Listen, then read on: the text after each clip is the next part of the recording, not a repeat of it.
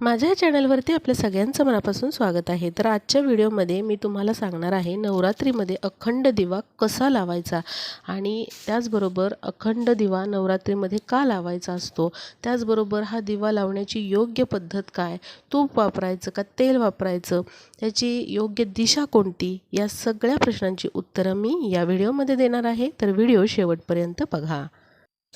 दिवा हा ज्ञानाचा प्रतीक आहे आणि दिवा आपल्याला अंधाराकडून प्रकाशाकडे नेत असतो, म्हणजेच प्रगतीची वाटचाल आपली होत असते। दिवा हा आपल्याला प्रगतीकडे नेत असतो। त्यामुळे बघा, प्रत्येक शुभ कार्याच्या सुरुवातीला दीप प्रज्वलन केले जाते। अग्नीच्या साक्षीने प्रत्येक शुभ कार्य हे केले जाते। त्यामुळे दीप प्रज्वलनाला खूप जास्त महत्त्व आहे आणि हा जो अखंड दिवा आहे तो आपल्याला नवरात्रीमध्ये अशा पद्धतीने लावायचा आहे। दिवा हा सतत तेवत असतो, स्वतः जळत असतो आणि दुसऱ्यांना उजेड देत असतो। त्याचप्रमाणे आपण देखील आपल्या ध्येयाची वाटचाल करावी आणि आपलं ध्येय, आपलं भविष्य हे उज्ज्वल असावं, हाच दीप प्रज्वलनामागे उद्देश असतो। आता बघा, नवरात्रीच्या दिवशी म्हणजे घटस्थापना ज्या दिवशी आहे त्या दिवशी आपल्याला काय करायचं आहे, तर आपले जेवढे देव्हाऱ्यामधले देव आहेत, टाकाचे देव आहेत, ते आपल्याला पानावरती ठेवायचे आहेत। आणि त्यानंतर समजा तुम्ही घट बसवत असाल तर तुम्ही घट देखील बसवून घ्यायचं आहे। आणि अशा प्रकारे आपल्या तांदळाने अष्टदल कमळ काढून घ्यायचे। अगदी सोपं आहे। तांदूळ जे आहे ते असं पसरवायचं आहे, मध्ये असा गोल काढायचा आहे आणि अशा पद्धतीने आपल्याला 8 रेषा काढायच्या आहेत। अशा 8 रेषा काढून झाल्यानंतर आपल्याला काय करायचं आहे, दोन्ही रेषा ज्या आहेत त्या अशा टोकं त्याची जी आहेत ती चिकटवायची आहे। बघा, तुम्ही बघू शकता, अशा प्रकारे आपल्याला अष्टदल कमळ काढून घ्यायचे। नवरात्रीमध्ये असं अष्टदल कमळ काढायला खूप महत्त्व आहे। त्यामुळे अवश्य तुम्ही अखंड दिवा प्रज्वलित करताना असं अष्टदल कमळ काढण्याचा प्रयत्न करा। आता त्यानंतर आपण यावरती हळद कुंकू वाहून घ्यायचं आहे। शक्यतो पाटावरती लाल कापड अंथरून घ्या किंवा लाल ब्लाऊज पीस अंथरून घ्या आणि तो ब्लाऊज पीस वापरलेला नसावा, नवीन आणा आणि तो अशा प्रकारे आपल्याला वापरायचा आहे। तर हळद कुंकू टाकून घेतलेला आहे। आता बघा, ही वात तयार करून घ्यायची आहे। आता बघा, नवरात्रीमध्ये दिव्यासाठी वात तयार करताना ती जोड वात तयार करून घ्या, म्हणजे डबल वातीची एक वात तयार करून घ्यायची आहे। आणि अशा प्रकारे बघा, एक छोटीशी वाटी नाहीतर स्टीलची डिश घ्यायची आहे, त्यावरती थोडेसे तांदूळ ठेवायचे आहेत, म्हणजे आसन द्यायचं आहे, हळद कुंकू व्हायचं आहे तांदळावरती आणि आपल्याला तो दिवा जो आहे, जो आपण प्रज्वलित करणार आहोत, तो त्या वाटीमध्ये ठेवायचा आहे।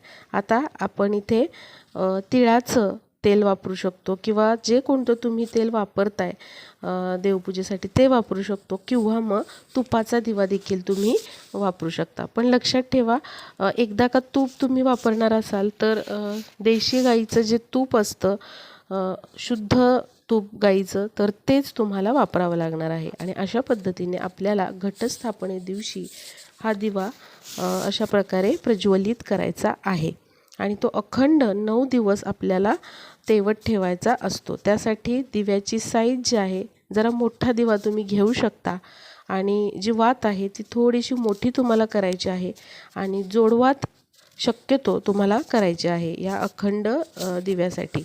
अशा पद्धतीने आपल्याला अखंड दिवा प्रज्वलित करायचा आहे। आता बघूया अखंड दिवा का प्रज्वलित करायचा।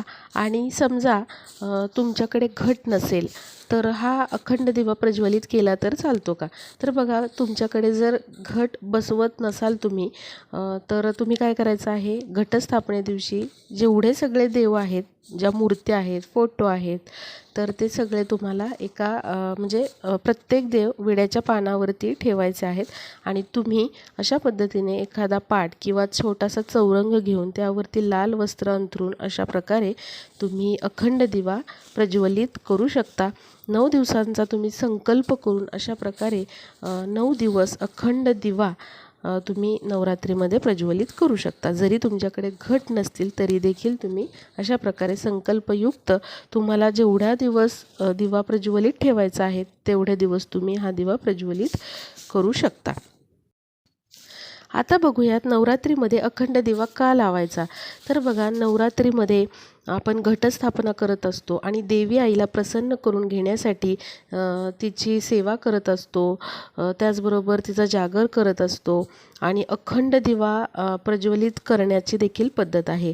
अखंड दिवा आपण नवरात्रीच्या पहिल्या दिवसापासून लावायचा असतो आणि नवरात्रीचे 9ही दिवस आपल्याला अखंड हा दिवा तेवत ठेवायचा असतो. शक्यतो हा दिवा विझू द्यायचा नाही, म्हणजेच या दिव्यामध्ये खंड पडू द्यायचा नाही असा नियम असतो. आणि या दिव्यामध्ये शक्यतो गाईचं देशी तूप वापरलेलं खूप चांगलं आहे, पण जर वापरणं शक्य नसेल तर तुम्ही तेल देखील वापरू शकता. आता दिवे तुम्ही कोणकोणत्या प्रकारचे वापरू शकता. तर पितळेचा दिवा तुम्ही वापरू शकता, चांदीचा दिवा वापरू शकता, बरेच जण दगडी दिवा देखील वापरतात किंवा मातीचा दिवा देखील तुम्ही नवरात्रीमध्ये अखंड ज्योत लावण्यासाठी वापरू शकता. पण एक दिवा तुम्ही ठरवून घ्या आणि तोच तुम्हाला 9 दिवस संकल्पयुक्त तेवत ठेवायचा आहे. एकदा नवरात्रीमध्ये अखंड दिवा लावला तर या दिव्याला एकटं सोडायचं नाही. म्हणजेच ज्या घरामध्ये घटस्थापना केली जाते, घट बसवले जातात आणि अखंड दिवा तिथे लावलाच जातो, तर त्या घरामध्ये या दिव्याला एकटं सोडायचं नाही किंवा सगळ्या सदस्यांनी एकदम बाहेर जायचं नाही आणि घराला लॉक करायचं नाही किंवा हा दिवा विझू द्यायचा नाही, असा नवरात्रीमध्ये अखंड दिव्याचा नियम असतो. पण समजा असं करूनही काही कारणाने दिवा विझला तर काय करायचं हे आपण व्हिडिओमध्ये पाहणार आहोत. आधी सांगितल्याप्रमाणे जर तुम्ही मातीचा किंवा मग दगडी दिवा वापरणार असाल तर नवरात्रीच्या म्हणजेच घटस्थापनेच्या आधी 1-2 दिवस आधी दगडाचे दिवे किंवा मग मातीचा दिवा तुम्ही पाण्यामध्ये 1 दिवस पूर्ण भिजवून ठेवा आणि दुसऱ्या दिवशी उन्हामध्ये चांगला कडक तो वाळवून घ्या. म्हणजेच घटस्थापने दिवशी जेव्हा तुम्ही दिवा प्रज्वलित कराल तेव्हा त्या दिव्यामध्ये ओल राहणार नाही आणि दिवा विझणार नाही, याची तुम्ही काळजी घ्या. आणि जर तुम्ही पितळी दिवा वापरणार असाल किंवा इतर धातूचा दिवा वापरणार असाल तर पितांबरीने किंवा तुम्ही ज्या कोणत्या पावडरने स्वच्छ ही भांडी घासून घेता त्याने स्वच्छ करून घ्या दिवा आणि आपल्याला त्यानंतर घटस्थापने दिवशी असा हा दिवा वापरायचा आहे. लक्षात घ्या, दिवा प्रज्वलित करत असताना कधीच दिवा फक्त जमिनीवर ठेवायचा नाही, तर दिव्याला नेहमी तांदळाचं आसन हे दिलंच पाहिजे. तर आपल्याला अशा प्रकारे अखंड दिवा लावत असताना देखील तांदळाचं आसन द्यायचं आहे. मी तुम्हाला सुरुवातीलाच पूजाविधी दाखवलेला आहे की कशा प्रकारे आपल्याला नवरात्रीमध्ये अखंड दिवा हा प्रज्वलित करायचा आहे. दिवा जर तुम्ही साजूक तुपाचा लावणार असाल तर देवी आईच्या उजव्या बाजूला तुपाचा दिवा असावा आणि जर तुम्ही तेलाचा दिवा लावणार असाल मग ते तेल मोहरीचं असू द्यात, तिळाचं असू द्यात किंवा मग इतर कोणतंही तेल जे तुम्ही देवांसाठी वापरता, जर असा तेलाचा दिवा असेल तर देवी आईच्या डाव्या बाजूला असा दिवा प्रज्वलित करावा. आता बघा, दिवा विझू नये म्हणून आपण थोडीशी काळजी आधीपासूनच घ्यायची. अशा रूममध्ये तुम्ही दिवा अखंड प्रज्वलित करा की जिथे फॅनचं वारं जास्त लागणार नाही किंवा घट स्थापन करतानाच अशा ठिकाणी करा की जास्त हवा तिथे येणार नाही किंवा खिडकीमधून वारं जास्त येणार नाही आणि दिवा आपला विझणार नाही, अशी काळजी तुम्ही घेऊ शकता. त्याचबरोबर आजकाल दिव्यांच्या वरती ठेवायला काच देखील मिळते, तर तुम्ही तशी काच देखील आणू शकता, म्हणजे दिवा हा अखंड प्रज्वलित राहील. आता बघा, बरेच जण असं प्रश्न असतो त्यांचा की ताई मध्येच समजा नवरात्रीमध्ये अखंड दिवा प्रज्वलित केलेला असताना समजा तो विझला तर काय करायचं, किंवा मग मनामध्ये अशी शंका येते की बाबा काही अशुभ घटना घडेल का. तर मनामध्ये बिलकुल तसं आणू नका. बघा, आपण माणूस आहोत आणि माणसाकडूनच चुका होतात आणि स्वतःहून आपण तो विझवत नाही आहोत दिवा, तर तो नॅचरली नैसर्गिकतः जर विझलेला असेल तर आपण कोणीच त्याला काही करू शकत नाही. त्यामुळे मनामध्ये कसलीच तुम्ही शंका आणू नका. आपण पूर्ण श्रद्धेने सर्व सेवा करायच्या आहेत, कसलीही शंका मनामध्ये आपल्याला आणायची नाही. आणि असा दिवा विझल्यानंतर काय करायचं, ज्यावेळेस तुम्हाला दिसलं की दिवा विझलेला आहे तर लगेचच तुम्ही तो प्रज्वलित करायचा आहे. मनामध्ये बाकी काही शंका आणायच्या नाही आहेत. आधी सांगितल्याप्रमाणे घटाची स्थापनाच अशा ठिकाणी करायची की जिथे जास्त हवा किंवा वारं लागणार नाही, फॅन असणार नाही, अशा ठिकाणी तुम्ही करायची आहे. आणि विझला दिवा तरीही काही मनामध्ये शंका न आणता तो आपल्याला पुन्हा प्रज्वलित करायचा आहे. फक्त एवढं लक्षात घ्या, स्वतः फुंकर मारून कधीच दिवा विझवायचा नाही. आणि बघा, संकल्पयुक्त आपल्याला असा अखंड दिवा प्रज्वलित करायचा आहे. म्हणजे काय, तुमच्या मनातल्या ज्या काही इच्छा आहेत त्या देवी आईला तुम्हाला सांगायचं आहे. आणि त्याचबरोबर तुम्हाला तुमचं नाव आणि गोत्र सांगून तुमची काय इच्छा असेल, काय मनोकामना असेल, कशासाठी तुम्ही हा अखंड दिवा प्रज्वलित करत आहात ते सांगून तुम्ही संकल्पयुक्त 9 दिवसाचा संकल्प करून अखंड दिवा प्रज्वलित करायचा आहे. किंवा जर तुम्हाला संकल्पयुक्त करायचं नसेल तरी देखील तुम्ही असा हा दिवा प्रज्वलित करू शकता.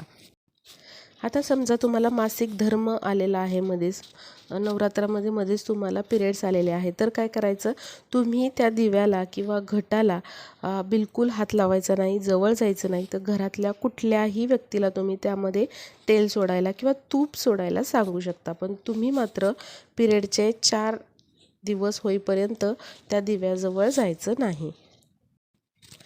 किंवा जर सूतक आलेला असेल या दिवसामध्ये तर काय करायचं, तुमच्या शेजारी पाजारी जे कोणी असतील त्यांच्याकडून तुम्ही या दिव्यामध्ये तेल किंवा तूप सोडून घेऊ शकता.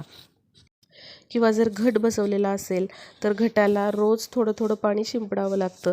तर असं काही प्रॉब्लेम आला तुम्हाला, सूतक आलेलं असेल तर शेजाऱ्या पाजाऱ्यांकडूनच तुम्हाला तो नैवेद्य त्या घटाला दाखवायचा आहे. किंवा घटाला पाणी घालायला त्यांनाच सांगायचं आहे. पण असं सूतकामध्ये तुम्ही स्वतः किंवा तुमच्या कुटुंबियांनी सेवा करायची नाही. किंवा मग जर तुमचे पिरियड्स असतील तर तुम्ही स्वतः करू नका, तर घरातल्या बाकीच्या सदस्यांना, म्हणजे स्त्री असतील पुरुष असतील, त्यांनी घटाची सेवा केली तरीही चालेल. आता बघा, दिव्याचं तोंड कोणत्या दिशेला असावं, तर दिव्याची जी वात आहे तर ती पूर्वेला किंवा उत्तर दिशेला असावी.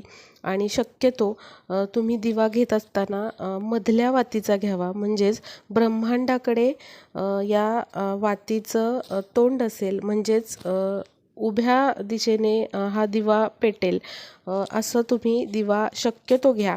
आणि जर तसा नसेल तुमच्याकडे तर दिव्याचं म्हणजेच वातीचं तोंड हे पूर्वेकडे किंवा मग उत्तरेकडे येईल असा दिवा आपल्याला प्रज्वलित करायचा आहे. चुकूनही दक्षिणेला याची वात करू नका. आता समजा दिव्याला काजळी लागलेली असेल, आता दिवा सतत आपला तेवत असतो, त्यामुळे या नवरात्रीमध्ये असं होऊ शकतं की काजळी तयार होऊ शकते. तर ती कशाने काढायची, एखादी अगरबत्ती घ्यायची किंवा काडी घ्यायची आणि त्याने हळुवारपणे तुम्ही ती काजळी काढू शकता. आता बऱ्याच जणांचे प्रश्न असतात की ताई, आम्ही म्हणजे दोघेही ऑफिसमध्ये जातो, तर मग अखंड दिवा प्रज्वलित ठेवणं आम्हाला शक्य नाही, आमच्या घरी घटस्थापना केली जाते किंवा घट असतात, मग काय करायचं.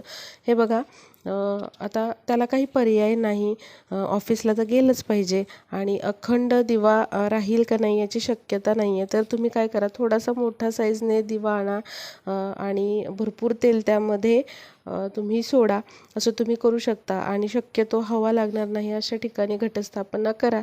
अशी काळजी घेतली तर दिवा अखंड राहू शकतो.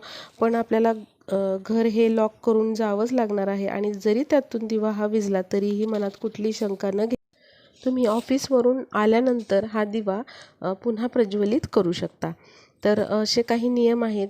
आणि त्याचबरोबर तुम्हाला एका मंत्राचा जप हा अवश्य करायचा आहे. 99 मंत्राचा जप आपल्याला या नवरात्रीमध्ये होईल तितका करायचा आहे. शक्यतो सकाळ आणि संध्याकाळ तुम्ही रोज म्हणजे 108 वेळा एक माळी जप सकाळ संध्याकाळ करायचा आहे 99 मंत्राचा. ओम ऐं ह्रीं क्लीं चामुंडाय विच्चे हा तुम्हाला मंत्र अवश्य म्हणायचा आहे. याने देवी आई आपल्यावरती नक्कीच प्रसन्न होते आणि आपल्या अनेक इच्छा पूर्ण करण्यास मदत होते. त्यामुळे अवश्य या नवरात्रीमध्ये आपल्याला आपल्या देवी आईची, कुलदेवतेची सेवा करायची आहे. दिव्याची वात सतत बदलू नये, त्यामुळे आपल्याला सुरुवातीलाच काळजी घ्यायची आहे की थोडीशी मोठीच वात आपल्याला या दिव्यामध्ये करायची आहे.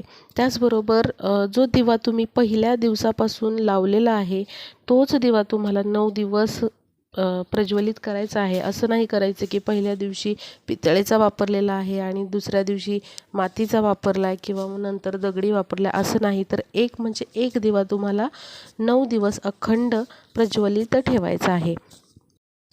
नवरात्रीमध्ये मातीचा दिवा अखंड प्रज्वलित ठेवल्यामुळे आपली आर्थिक प्रगती होते आणि आपली जी कीर्ती आहे ती चहुदिशांना पसरते आणि आपल्याला एक नावलौकिक मिळतो.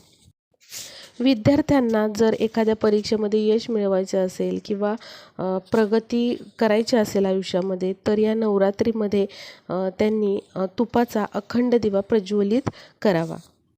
नवरात्रीमध्ये अखंड दिवा प्रज्वलित केल्यामुळे आपल्या घरामध्ये सुख शांती मिळते. त्याचबरोबर पितृशांती देखील मिळते आणि आपल्या घराची भरभराटी होऊन कुलदेवीचा आशीर्वाद आपल्याला प्राप्त होतो. जर तुम्हाला वास्तुदोष सांगितलेला असेल किंवा मग शनिदोष असेल किंवा मग इतर काही शनीचे तुम्हाला दोष सांगितलेले असतील, तर तुम्ही अखंड तिळाचा दिवा या नवरात्रीमध्ये लावू शकता. याने आपले अनेक दोष निघून जाऊन, वास्तुदोष निघून जाऊन वास्तुपुरुष आपल्यावरती प्रसन्न होतात. त्याचबरोबर सगळ्यात महत्त्वाची गोष्ट म्हणजे अखंड दिवा नवरात्रीमध्ये प्रज्वलित करत असताना एकतर तो तुपाचा तरी करा किंवा मग तेलाचा तरी करा. म्हणजे बरेच जण विचारतात, ताई आम्ही तेलाचा आणि तुपाचा दोन्हीही दिवे लावू शकतो का? तर नाही, तसं करू नका.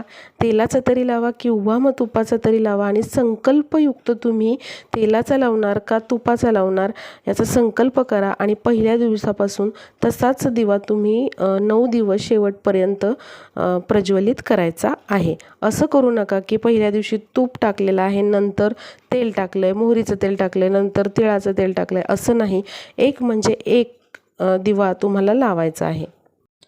तर अवश्य आपल्याला अशा पद्धतीने या नवरात्रीमध्ये अखंड दिवा प्रज्वलित करायचा आहे आणि त्याचे नियम मी या व्हिडिओमध्ये सांगितलेले आहेत. तर व्हिडिओ जास्तीत जास्त तुमच्या मैत्रिणींना शेअर करा, म्हणजे त्या देखील असा अखंड दिवा नवरात्रीमध्ये प्रज्वलित करू शकतील आणि त्याचे नियम त्यांना देखील कळतील आणि आपला व्हिडिओ युजफुल ठरेल. भेटूया पुढच्या व्हिडिओमध्ये.